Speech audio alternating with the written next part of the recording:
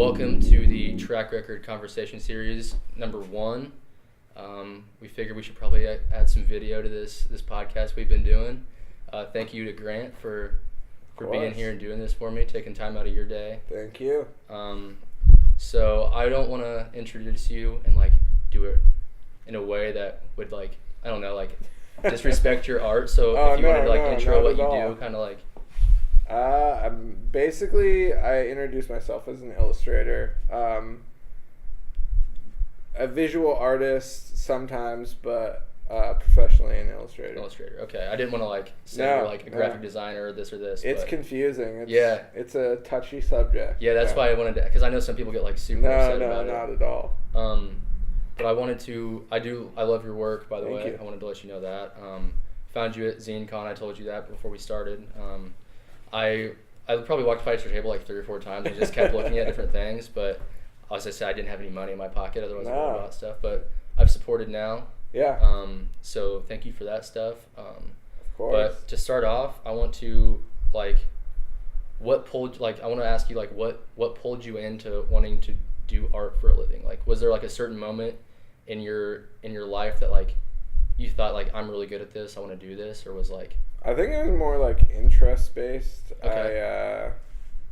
I really loved Disney and stuff when I was a kid. I loved cartoons and animation. And I also obsessively loved theme parks and an experience like that. And I really focused on music when I was in high school. I was in bands and that's what I was gonna do. I was just gonna quit school once my band got big enough. That was my only plan. And luckily, my art teacher in high school kind of pulled me aside and said you're good at this. Go to this art high school. And it was different from the high school I went to. We would go there half day, and it was this whole different experience. And they kind of, in a very weird small town way, introduced us into this world of you don't have to become, what all the people around you are. Get a normal job, you can do this other thing. So that was kind of my jump off point. And then when I went to college, I basically put all my effort into working for Disney. That was my big thing, is I want to work for Disney and do cartoons. So I snuck into this talk at a college in Chicago that I didn't go to, and got this guy to take me under his wing that worked for Disney. And then, long story short, I ended up in California, and I had really great instructors that pushed me more towards art, not being a part of Disney or cartoons or anything. And I saw that there was a world that existed of that, and it was really what I was interested in, skateboarding and music and all that stuff. So yeah, I feel it's almost an underground type thing. Yeah, and I think there's a genuine love for that for me. There's a lot of stuff in my work that still is very underground, or speaks to a very small group of people, wrestling and demolition derbies and metal music, but I wanted to kind of blanket it in something very approachable. Yeah. In cartoons, it's it kind of takes the edge off all of that stuff, which definitely when I was growing up was part of what interested me in Disney. Was they rounded all the edges, kind of. It became less threatening. Yeah, because it's Disney movies are about pretty serious things. Yeah. And they make it seem like it's nothing almost. Yeah. It's magical. Yeah. Branching off that, I wanted to say your art covers American iconic things. You cover wrestling, you cover metal, movies, whatever that may be. Yeah. How do you put your own spin on that to make it, because everybody there's tons of people that do that, the same subject matter, but how do you separate yourself from them? How do you put yourself into the the work you're putting out? I think I choose that stuff based on kind of my own criteria. So I have this narrative that like I'm following in this loose way. Like Hulk Hogan is like a big icon I use all the time. I've noticed that he's all over the place, and it's not like Hulk Hogan was my favorite wrestler of all time. I just think for my interest in wrestling, like Hulk Hogan is a very good example of like why I liked wrestling. It was like what he brought to it is what I wanted to show people. More of like just boiling people down to like what they're, represent in those subjects, I think is a lot of what that work is about. Yeah, I like that. I like that you put it in the cartoon sense though, because I feel like we're so used to like hyper realistic depictions of things. Yeah.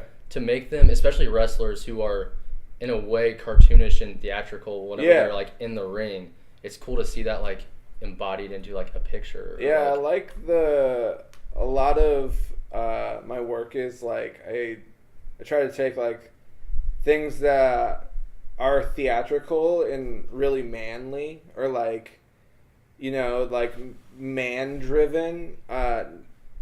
I think that's like something that wasn't okay when I was a kid, especially where I grew up. Like you couldn't be a man and be a performer, but like I think a big interest of mine is all of this stuff is kind of like those two things. Like when you're in the demolition derby, it's like you're performing for this group of people, or you're wrestling, you're performing. And I think like that's what interested me more than anything, is it like can be super extravagant, but like it doesn't take anything away from like why you're doing it. It's all for the same reason. So yeah, that's super cool. I wanted to talk about, like you said, your style is cartoonish, and to me it kind of gives me like a nostalgic feel to look at it. It looks like something like my dad would see in an old catalog. Like how would you describe your style? Because I don't, once again, like we said earlier, like artists are very particular about how they talk about their own art, but I wanted to get like what you consider your art to like style to be. Or I try to approach everything kind of in like the same from the same perspective. So like a lot of the things I'm taking in are from a certain period of time, like the 60s and 70s, and that's kind of where I've like focused my output, is like if I can get it close to that. But I also do want it to be very like true and raw from like who I am. So no matter what I'm doing, I want it to kind of look like it's coming from the same place, same era. What draws you to like the 60s and 70s more than any other time period? I just think it's like really relatable for everything I'm kind of interested in. I've kind of drifted into the 80s a little bit now, but for a long time, like rock and roll, all of like the hippie shit. Mm-hmm. It's kind of when everything kind of freed up in America, and it, like things became really wild, and like it seems like the country kind of lost control of like it was no longer very conservative. Yeah, it wasn't like black and white. It was and in like if you watch like interviews with like bands from the 70s especially, they were saying things just to make people mad, and like you like really be like you had a voice even if it wasn't the popular voice, which I think is a big part of my work. You mentioned you draw yourself to the 60s and 70s because you like that chaos almost. Mm-hmm. It seems like lately you've been kind of chaotic. You've been doing wooden action figures. You've been doing things digitally. Yeah. How important is it you to try those new things and to make yourself a jack of all trades rather than a one-trick pony? I think, I mean, that's like what my work is about, is I do want it to come from this like very like almost obsessive point of view of how much work can you really make about these things. And for so long I was trying to make really good work about, you know, one subject and kind of getting it into one print or one image. And now I realize that like those subjects run their course with me and I get bored of stuff, so why not try to make as many Rambo action figures as possible? Because that's really what I love about that stuff is how doing it over and over again changes it for me. So I guess that's like a big part of why I do so many different things is like, what will this look like now? Yeah. How much has like a recurring figure that you've drawn, Hulk Hogan, Rambo, how much have they changed in the way you depict them from whenever you first started drawing them to like now? I think Hulk Hogan has been like the best example of. I was drawn to it. I don't even know really when it started, but it wasn't the era of wrestling I liked or anything like that. Hulk Hogan just became this like icon of America at like a crucial part of my like work evolving. I realized that like that's really what I'm interested in is like this like Americana. So Hulk Hogan went from being like just like this character that I like to draw to this like icon of like it really shifted my work. So for Hulk Hogan a lot, for Rambo, that's kind of when I got into like repetition of like how many times can I do this in a different way? And it's all about experimenting, but like keeping it interesting each time. Yeah, I think my favorite is the Rambo. I like especially the action figure version of him. I think it's super cool. It's something I showed my dad actually because he's like the biggest Rambo fan. Yeah. And he was like, "That's badass." No, that's super funny that Rambo wasn't a movie. Like it's all this stuff that's kind of like in my peripheral. It's like it wasn't a movie that I loved when I was a kid or anything.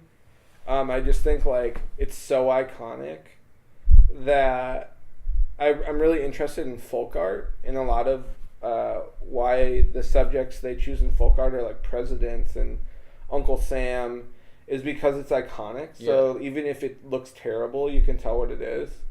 And I think that's the same with Rambo and the same with Hulk Hogan. If it has the muscles and it has the headband, like it's Rambo. Yeah, it's very true. Because you couldn't, even if you didn't put a name on it, the camo pants and the red bandana, like everybody, especially if your parents, like if you're from here, you know what it is. Yeah, and I think that's super cool because then it even like you get so many different age groups that can like enjoy your work because you're hitting like even like nowadays it's popular to like old wrestling and old movies. Like it's cool to be like to like vintage stuff. Yeah, and I think it's super cool that you're hitting like all the ages with your work. Yeah, that's like it's one of those things that like I worried about that for a long time. I wanted to make work that people liked, and then kind of when I just started making stuff that I liked, it started getting more of a following. Like it started becoming more popular. So I don't know what that's about. It's just like this like again this like narrative that I'm following that is totally only makes sense to me, but like that's just how it goes. So since you do different mediums, you put your hands in everything, does your process from like infancy to final product change depending on what kind of project you're working on? And like could you kind of walk through that a little bit? Sure. I mean, if I'm working with someone, if I'm doing like an editorial piece, it's that process is set up for you. Yeah. You do sketches, you send them in, you do a final, send it in. I've mostly through school and like I've adapted that process for everything. So like I do the same process for everything I'm doing. Is it necessary? Like, I have no idea. Like, that's just what I'm used to doing. So my process right now, which I've just kind of switched up this year, is I've been doing everything on index cards. So, like, all of my sketches are on index cards. And I sit down, usually at this couch, and do as many drawings of whatever I want to do as possible. and then I'll tack them all up on the wall and go through them and pick the ones that I like the most, and then do a cleaner version, and then it goes in the computer. So That's really interesting that you choose index cards, though. it's just a good size that no matter what format I'm working in, It translates it's well. like close, or I can figure out like, oh, just like cut that much off the index card. Like for skateboards, it's like I know I just have to cut the edges off the index card and just stick to like a pretty vertical format, stuff like that, where it's like, and it's small, so I can't be too detailed, because like that's the thing. Over time of my work, it's become so detailed in my mind of like things that have to be right. The sketches sometimes take so long. So you're not like a rough sketch person. You're like, you want to get them as perfect as you can during the sketches. That way it's easier in the computer. I think I'm like just super impatient, and I only care about what it looks like at the end. That being said, like the process is really important to me, so I just want to get the idea onto paper and then spend as much time on the final as possible. Okay. I was wanting to talk about, you mentioned whenever you're doing a piece for like somebody else, like for a magazine, for whatever, you did the Adult Swim Rick and Morty tee for New York Comic Con this year. You just had the eco-friendly piece come out in Wired. I don't know what to call that, but you just had those come out. How does it feel to like see your work being seen by that many people? Because those are two insanely large companies who get seen by millions of people. I think more so it's like working for companies that you're really excited about. Like Adult Swim is one of those like dream clients. The biggest thing is like it's still a job. So it's like I usually only have 48 hours to do those things, or like whatever. So a lot of times, like, I'm not thinking about, a billion people are going to see this. More so like in a normal job, you get promoted and like your job kind of gets easier. Like that's how it's set up. Like that's how the world should work. In illustration, it's more like how much can you carry and how fast can you run? And like that's how I think about all of those big projects. Is like it's a ton of pressure and a ton of weight on your shoulders, but you're also expected to just do what you're naturally doing. So it becomes this like that's so secondary, and a lot of times you miss that wave of this is a really cool project because you're so concerned about like just hitting the mark. Yeah, making it as good as you can in the short amount of time. Yeah. So your Rick and Morty tee, it was Rick as a Statue of Liberty. What like made you think of that idea? Like what took you in that direction with it? I mean, it was like iconic New York. I mean, Rick's almost an icon now in pop culture. Yeah, and I just think I also really like bootleg t-shirts. Oh, dude, I love bootlegs. So, like thinking, well, what does a New York bootleg look like? And that was one of the ideas we landed on. Is like, how many times has the Statue of Liberty been repurposed as different icons? And and Rick's hair was perfect. Yeah, it almost looked like the crown. Yeah. Now you're constantly working on different things. Mm-hmm. I'm sure you're constantly drawing and doodling, writing down ideas. Mm-hmm. As artists, we all get creative block, mm-hmm. and I want to know like how do you climb over that wall of like I just can't think of anything. Like I don't know if you like everybody does it, so everybody has a way to get over it. I think, I mean, it's been said countless times, but like at some point you just gotta like show up and work and like go through that process of it's not working today. If you do have a crazy deadline, I mean, there's a million things, but when it's happening, it feels terrible. Yeah. my big thing is I either read something, so like I'm a huge book person. Yeah, you have them all over the Yeah. all over the studio. I love short stories for that reason. Of something about reading, I'm really like terrible at reading, so I have to go really slow, and I have to like it clears my mind. I think doing anything that takes your mind completely off of what you're working on is the best route for a creative block. Like sometimes I'll just sit down in my sketchbook and do something ugly, like just for me, because if I can flush my mind of everything going on, I think is like the best way to handle it. I know for me, when I get creative block, I turn to music. Yeah. How much, and my podcast is mostly about music and stuff like that, so how much does music like influence your work and influence your workflow and how you work? Because I know when we came in, you were listening to music and you were working before we got here, so like how important is music to you, whether creating or just in your free time? Oh, it's huge. I think it's becoming more of a part of my work. I think like if you put it in like into terms of like the vibe of music, a lot of time like I did a comic book series called Les Frog Boys, and I have a playlist on Spotify that like that comic book to me is based on, and it kind of came out of like this one OC's album that like my wife showed me.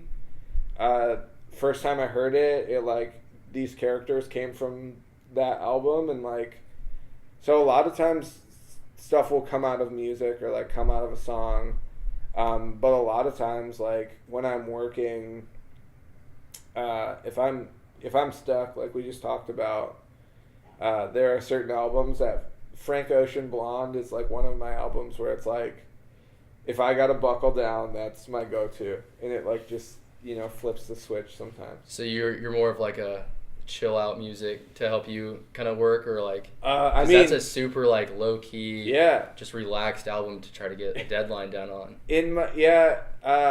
I create enough like pressure for myself before I come to the studio. 9 times out of 10 it's Kill 'Em All. Okay, that's almost every day. Yeah, that's my favorite Metallica record. Yeah, it's like my morning routine involves Metallica usually. My morning routine is Sabbath self-titled. Oh, every morning. Yeah. Every single morning. Yeah, no, I just think there's something to like if I listen to metal all day, I would fucking lose my mind. Yeah, definitely. Yeah. It's too in your face all the time. But I do listen to it a lot, especially when I'm painting. I'll listen to like metal or like like trash talk and shit like that, or like horror. Yeah. But when I'm working on the computer and when I'm working on editorial stuff that just takes time, and it's like I'm gonna be here for 3 hours, I want to put on an album that like I can listen to all the way through. Yeah, because metal like bangs your head around too much, and sometimes it's too much. Yeah, and I have like terrible ADD, so like me getting distracted is like the worst for my work situation. You mentioned prior that you have a big West Coast tour coming up. Can you kind of talk about that? Talk about like kind of preview what it is, like what you're going to be doing. Yeah, so we are. I'm doing Comic Arts LA, which is like the big zine show in California, and we love Portland. Like me and my wife, if we could live there and make it work, Portland would probably like be our spot. Yeah, my sister loves Portland as well. So we decided like, well, we're gonna do Comic Arts LA anyway, and I'm making all this new stuff for Comic Arts LA. So how could we, get more of a trip in basically for winter? So we have a show in Portland, and then we have a show in San Francisco, and then we're driving down to LA. So what do you mean by a show? Like we're just doing pop-ups and stuff there. Okay. the show in San Francisco is still like being planned, so it's all pretty last minute. My big thing is like I just want to meet as many people that are interested in the same stuff I am as possible. So like Instagram can get you to a certain point of meeting, people that like the same stuff, but meeting them face to face like is so valuable, and I don't think a lot of people realize that. Which is literally how this came about. Yeah. I was literally like so nervous to even ask you to do this because I'm usually, which I feel like in the last couple of years that's how I've met like a ton of people. That's how I met Matt behind the camera. I messaged on my Instagram, I was like, yo, I like your photography. Yeah. And now we like hang out, and I've been on his podcast, Yeah. and I'm definitely grateful that I reached out and that you said that we could do this. No, that's like a huge. So we moved here from Los Angeles, me and my wife, and John Malta, who we talked about earlier. Just someone I knew through Instagram, but I knew he lived here, so it was like that connection kind of saved Kansas City for me, because like I was used to being around a bunch of people that were doing what I was doing and interested in what I was doing and what I was interested in, and then you come to a town where that's not the same. So yeah, I think online relationships are great, but like meeting people and having like real relationships is so valuable. Yeah, I agree 100%, and that's why I think social media is such a good thing. Yeah. Is that you can like see it's opened me up to a lot of new things, a lot of new music, a lot of art. I know through following you, I went through like the rabbit hole and followed like as many illustrators and graphic designers as I could. Yeah. But yeah, I think especially it was just weird that we connected on like a way like we liked the same music. Yeah. The same kind of like pop culture stuff. Which is crazy to me. I feel like anytime I meet people that there's more than one, because I feel like what I'm interested in is so eclectic that if I do hit more than one mark with people, it's so rare to me. Yeah, I agree. 100%. But it's cool because it's like you've introduced me to different music, and like we talk about that stuff, and like those are the relationships I'm interested in. I don't really care about just business or stuff like that. I think business and personal life. I think it's the same for me. I don't see like a huge divide of this is my personal life and this is like my business stuff. It's kind of all. Yeah, I feel like as an artist though that's kind of necessary to kind of surround yourself with people who do the same thing as you or are business minded that can kind of push you to do better, I guess. Yeah. It's hard being like a small business person in an industry where like nobody really knows what they're doing. So I think that's so helpful. And that's what Instagram's really been for me, is like, you figure a lot of stuff out with each other. So thank you again. At the end of all my episodes, I do a self-plug. So go ahead and plug your Instagram, plug anywhere else to follow you and to look out for your work. You can hint at upcoming things. It's free game. My Instagram is Cheatin' Snakes. My website and stuff is on my Instagram. West Coast tour is going to be cool. Got a new book coming out. New merch and stuff. That's pretty much it though right now. Well, thank you very much for taking the time. This has been the first episode of the Track Record Streak, or not, why was I about to say streak? The Track Record Conversation Series. Thank you guys for listening and watching, and don't forget to keep a clean track record. I feel like Kanye is gonna be, he's legendary now. Yeah. But I feel like the best is yet to come. Like, really? Well, he's done so many. One, I feel like he's smarter than everybody gives him credit for. I don't know what's with like all the Republican shit, and like, I think that's beside the point. But music-wise, like the moves he makes don't make any sense for like 2 years. Yeah. So like, Well, that's the whole point of like when he dropped Yeezus. Yeah. He's like, nobody will appreciate this for like 3 or 4 years. Yeah. It was the case. Which, Yeah. That's my favorite Kanye album. Yeah. It just isn't. It's insane. The whole like front to back. I mean, and it's perfect length. I remember listening to that when it came out and being like, holy shit, like this is a totally different. Yeah.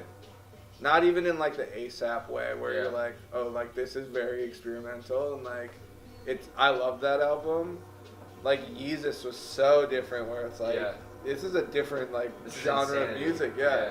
No, I agree. Yeah. Kanye is like one of my favorites. I think I have almost all of his stuff on vinyl. I collect bootleg records. That's like my thing. So I have a Yeezus bootleg record because it never came out on vinyl. Yeah. I have a blonde bootleg too since they didn't ship mine. So oh man, that's like my big thing. Yeah, I feel like vinyl is another thing that's like so weird to me. That it's so popular and like Yeah, it's crazy. we have vinyl, but like it's just so easy for me to get music digitally that like I haven't got. Thank God, I would be broke if I. Yeah. My cousin I am likes broke vinyl because and of shit. it. Yeah. I literally just went to Mills on Saturday when I came up. I bought like 3 records. Yeah. Like every time, because every time I'm up here, I'm like I have to stop by there and I have to look. And they make everything now. Yeah. Yeah. Oh yeah. Yeah. But I love vinyl because I love the packaging. Like I'm a big packaging nerd. oh yeah. And vinyl packaging is just if it's okay because some people do it lazy. Like I bought Daytona, Kids See Ghosts, and Ye on vinyl when they all dropped. Yeah. And it's just the cover with the record in it. There's Yeah. like a little paper insert, but Yeah. that's it. And I was like, That's I why mean, I like that I fell in own it, love but it's with- not Yeah. what I wanted. The Rolling Stones albums. That's why like Yeah. my dad gave us all his, Yeah. and like even albums that suck came out like with Yeah. the sickest packaging. Yeah. Like we have an Alice Cooper record that came with like a giant like $2 bill and like We have the Alice Cooper record. That's the it's a big school desk. wallet. The school desk. See, You like flip it up and pull the record out yeah, of the desk. and like they don't do that Incredible. shit anymore.